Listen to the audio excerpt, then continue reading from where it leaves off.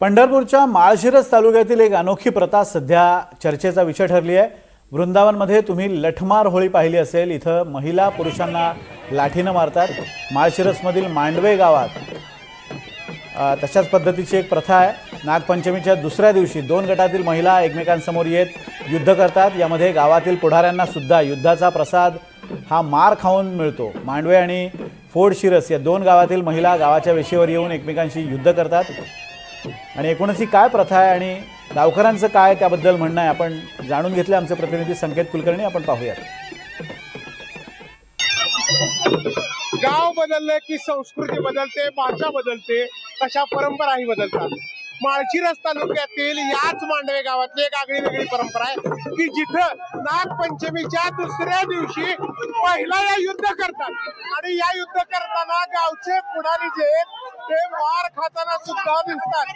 ही एक आगळी वेगळी परंपरा आहे जी माळशिरस तालुक्यातील मांडवे गावात आजही जपली जाते।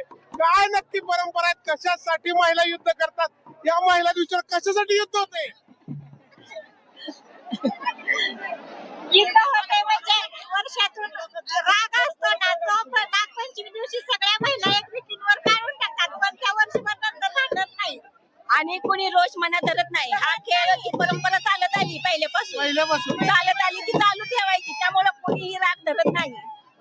काय कशासाठी काय वाटतं का पण काय मारताना वगैरे काय? तसं काय नसतं, हा खेळ आहे, हा खेळला जातो आणि नागपंचमी हा मांडवे गावातील सर्वात मोठा सण आहे। पुरुष मंडळी पण असतात, म्हणजे पुढाऱ्यांना नाही मारलं हो, जातं। सगळ्या गावकऱ्यांना आनंद आहे आणि अगदी उत्साहाने अगदी आनंद साजरा करतात ते। खरं तर उत्साहानं आणि आनंदाच्या भरात खेळ म्हणून हा खेळला जातो आणि तेच युद्ध होतं।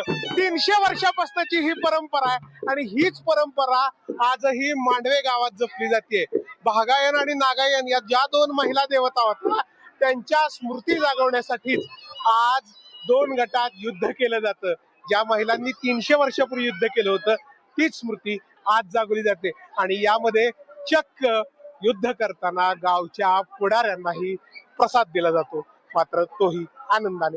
व्हिडिओ जर्नलिस्ट अजित देशपांडेसह संकेत कुलकर्णी, NDTV मराठी, मांडवे, माळशिरस, पंढरपूर।